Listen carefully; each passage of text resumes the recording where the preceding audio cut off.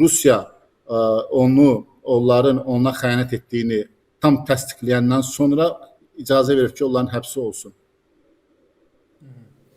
Çox maraqlı bir yanaşmadır. Hər halda Yəni Rusiyanın icazə olsamadan bu Ermənistan heç bir addım ata bilməz. Bu reallıqdır. Bunu özümüzü aldatmayaq. Yəni durub burada mətbuatda, kanallarda, efirlərdə ki, Paşinyan Rusiyaya meydan oxur demək biraz sadəlövhlükdür. Necə Paşinyan Putinin çətrini daşıyan adamdır. Necə onun icazəsi olmadan belə bir böyük bir addım ata bilər. Hətta o milyonçu vardı tutulmuşdu. Evində şir saxlayan, digər heyvanlar saxlayan milyonçu tutulmuşdu. Adı da yadımdan çıxdı. O Rusiyanın demək olar ki, böyük bir biznesə malik olan bir şəxsdir. Onun həbs olunması çox belə deyək böyük bir səs-küydür ki, Ermənistanın ən varlı adamlarından birinin həbs olunmasına necə ola bilər? Demək, Rusiya icazə verir, Paşinyan onu da icra eləyir. Mən elə sətiraltı mənada bu ifadəni işlətdim ki, sanki Paşinyan meydan oxuyurmuş kimi görünməyə çalışır, amma görünməyə çalışır. Sadəcə reallıqda əslində nəyin necə olduğunu və hansı şəkildə proseslərin gedə biləcəyini biz tamaşaçılarımıza çatdırmağa çalışırıq və ultimatumda sanki bir Rusiyaya göndərirlər ki, Köçəryan məsələsinə görə Rusiya bizə zəng etməsin. Bu sözləri Ermənistan Təhlükəsizlik Şurasının baş katibi, bir dövrlər isə Ermənistanda parlament sədri olmuş Alen Simonyan deyib ki, Köçəryana görə nəyə görə Rusiya bizə zəng etməlidir? Əslində bunu etmək istəyirsə də ümumiyyətlə bu fikirdən daşınmalıdır və heç bir nəticə hər halda verməyəcəyini düşünürük. Belə çağırışlar da var. Ümumiyyətlə siz bu məsələləri təhlil etdikdə və bugünkü proseslərə baxdıqda Rusiya Köçəryandan və Sarkisyandan əlini çəkirsə, bunlardan artıq heç bir fayda gəlməyəcəyini anlayırsınız. Zaten seçkilərdə də bu uğursuzluq göründü ki, bunların Paşinyan qarşısında heç bir şansı yoxdur. İndi qərblə danışıqlara gedəcəklər, başqa dövlətlərlə işbirliyi. Bu Rusiyanın xislətidir. Rus imperiyasının xislətidir. Rusiyanın növbəti ssenarisi, planı nə ola bilər? Xislət var, onu daha da açaq. Plan, ssenari nə ola bilər? Deyəcəm, Heydər bəy. Rusiya elə bir imperiyadır ki, o ona xidmət edən hər kəsi qətl edir, məhv edir.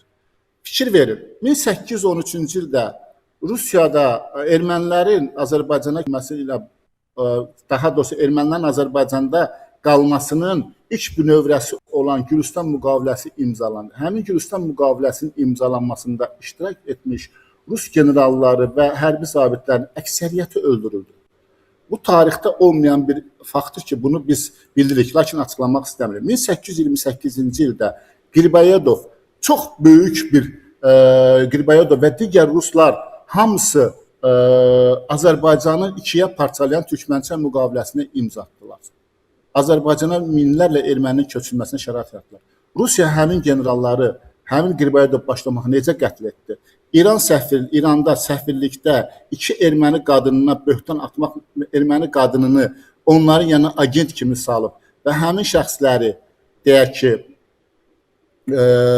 güya qadına şər atmışdı, Qriboyedovu səfirliyin içində doğram elədilər. Rusiya bilirsiniz də Qriboyedov və digərləri qeyri-ruslardan söhbət gedir. Qriboyedovun soykökünü axtarsaq bunun qeyri-rus bir şeyi var. Və digər şəxslər hansılar ki, Çar Rusiyasının, Çar imperiyasının yayılmasında iştirak edirlər, çox generallar, həmsi tutuldu. Sonra Lenin Bolşevik inqilabı baş verdi. Bolşevik inqilabının ən böyük təşkilatçılarına biri kimi Trotski idi. Trotski Yahudi əsilli bir insan idi.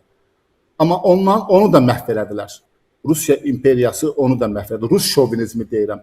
Sonra nə baş verdi? 37-ci sonra Rusiya Azərbaycanda, Qafqazda, Orta Asiyada Rusiyanı, bolşevikləri bura gətirilməsində birbaşa iştirak etmiş hərbçilərin hamısını qətl etdi. Hətta 26 Bakı komissarının qətl edilməsi Rusiyanın birbaşa icazəsi iləndir. İndi hamı deyir İngilislər edir. Bəli, İngilislər gəmilərə keçirmişlər. Amma Rusiya onlara köməyə gəlmədi. Halbuki həmin ərəfədə Rusiya hərbi katerləri, gəmiləri, deyək ki, dənizçiləri həmin o 26 komissarın həbs olunduğu gəmilərə çox yaxın bir yerdə. Türkmənistanın o Ağcaqum səhrasından gedən yerlərdə Rus hərbiçilərinin postları vardı. Onların heç biri bu 26 Bakı komissarına kömək eləmədi. Bir dənə Şamyan və bir də iki dənə erməni var. Onları ruslar xilas elədilər, göndərdilər Hindistana.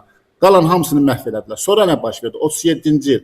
37-ci ildə Rusiya imperiyasında böyük xidmət göstərmiş Azərbaycanlılar, ermənilər, gürcülər hamısı repressiya adı altında güllələndi. Rusiyanın Azərbaycana çiyininə gətirmiş Əleydər Qarayevlər, Çingiz Yıldırımlar və digərləri 37-ci ildə hamısı qətl edildi. Sonra bu Mircəfər Bağırov, deyək başda olmaqla, Yerjov və digərləri başda olmaqla sonradan hamısı məhkəmə adı ilə hamısı demək olar ki, həbs olundu cinayət. Yəni Rusiya və əsasından sonra Azərbaycana Rusiyanın demək olar ki, gətirmiş insanların çoxu məhv olundu. Və bu gün də Rusiya eyni ssenarini aparır. Köçəryanları qurban verir, Sərkisyanları qurban verir və öz Mərkəzi Asiyada Rus şeylərini qurban verir. Rusiya üçün demək olar ki, ona dəstək olan digər xalqları münasibəti budur. Biz Rusiyanın işğalçı simasını görürük, amma cəmaatımızın çoxu görmür. Onlar elə hesab edirlər ki, Köçəryandır, Sərkisyandır və digər Rusiya, Gürcistanın özü olmaqla Ukraynadır, Pribaltik ölkələridir, Mərkəzi Asiyanın bəzi dövlət ölkələrində Rus tərəfli insanlara baş verən hadisələrin fonunda Rusiyanın özü durur. Rusiya bunları təmizləyir. Rusiya bunları təmizləyib yerinə yenilərini gətirir və öz yenilənməsini gələn adamlar da Rusiya kör-körünə xidmət edirlər. Başa düşürsünüz bu nə deməkdir? Bu o deməkdir ki, Rusiya xislətdir və bunun imperiyanın arxasındadır. Paşinyan əlbəttə ki, bugün erməni tarixində düşmüş bir şəxsdir. Çünki nəyə görə ki, o bəyən islahatlar aparır, Qarabağ məsələsində Ermənistanı xilas elədi. Çünki Qarabağ Ermənistana çox ağır bir yük idi. Sonra Ermənistanı Avrozonaya daşıdı, süni intellekt mərkəzi açdı və s. və s. İndi də bizim diktəmiz ilə Zəngəzur dəhlizi açılması böyük bir ehtimaldır və bu da mütləq olacaqdır da. Və Zəngəzur dəhlizinin açılması Ermənistanın iqtisadiyyatının %100 qalxması deməkdir. Çünki kəmər keçən ərazi milyonlarla gəlir gətirir və bu milyonlarla gəlir gətirəcək bir coğrafiyanı Rusiya kiməsə qurban verər? Xeyr. Əlbəttə ki, Paşinyana icazə verib ki, sən öz rəqiblərini təmizlə ki, sənə qarşı heç kim durmasın ki, Zəngəzur dəhlizindən gələcək gəlirlər, dividendlər aramızda, yəni deyək ki, böyük bir hissəsi Rusiyaya qalacaq, müəyyən bir hissəsi Ermənistana qalacaqdır. Rusiya Zəngəzur dəhlizi məsələsində bir dənə bu layihədə iştirak edir, Ermənistan vasitəsilə olur. Azərbaycana təsir eləməz, Azərbaycan vasitəsilə buna girişə bilməz, Türkiyə vasitəsilə buna girişə bilməz. Çünki Zəngəzur dəhlizi 3 ölkəni birləşdirir. Bu Qafqaz coğrafiyasında Azərbaycan, Ermənistan, deyək Türkiyə. Mərkəzi Asiyada heç, Mərkəzi Asiyada o əgər İpək yolu üzərində keçirsə, onun o da nəzarəti var. Amma söhbət əsas şah damarı olan Zəngəzur dəhlizinin ən şah damarı Zəngəzur dəhlizidir ki, böyük İpək yolunun ən aparıcı xəttidir. Rusiya burada iştirakını Ermənistan vasitəsilə edə bilər və Rusiya da Ermənistanın Paşinyan hakimiyyətini möhkəmləndirir ki, Paşinyan qalsın və Zəngəzur dəhlizi əsasında Rusiya şirkətləri, Rusiya dolayı olan hansısa bir şirkətlər vasitəsilə burada təmsil olunsun. Ona görə də Paşinyana şərait yaradıb ki, istəyirsən tut, apar, istəyirsən həbs elə. Yəni öz daxili işində. Sabah Paşinyan Rusiya xəyanət eləsə, sabah Paşinyan yerinə başqa biri gələcək. O qədər yan var ki, Ermənistan hakimiyyətində. Artıq Rusiya da başa düşür ki, müharibəni Qafqaza gətirmək uduzmaq deməkdir. Amma Qafqazı nəzarətdə saxlayıb, deyək Ermənistan əli ilə bu xəttə nəzarətdə saxlayıb, hakimiyyətini milyonlarla pula sahib olmaq Rusiyanın marağındadır. Yəni mən yenə təkrar edirəm ki, bəs o adamların həbs olunması və o adamların həbsinə şərait yaradan Rusiya özü olub ki, Paşinyanın mövqeyini gücləndirsin və Paşinyan vasitəsilə regionda keçirilən beynəlxalq layihələrdə öz payını götürsün.